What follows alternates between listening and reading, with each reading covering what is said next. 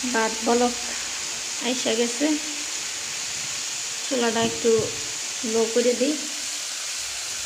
যে আলু ভাজতেছি,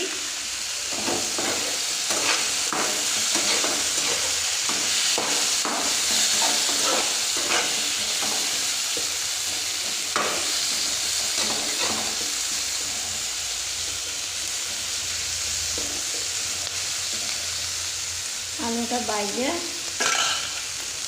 তারপরে মাছ দিয়া ভাজি করে নিব। আর এই চুলা তো একদম নিবাইয়া ফেলেছি, যাক চালু করে দিলাম। ধনিয়া পাতাটা নিয়ে আসি,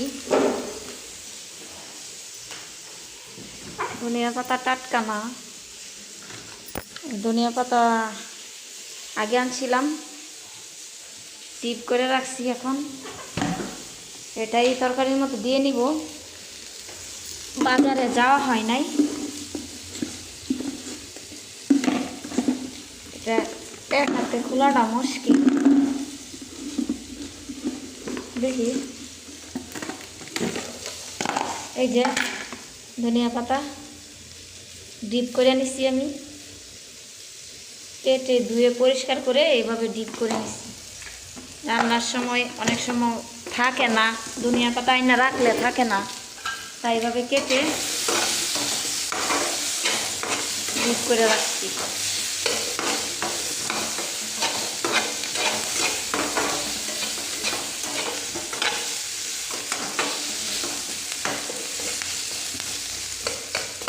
বাজারে যাওয়া লাগবে ধনিয়া পাতা আনার জন্য,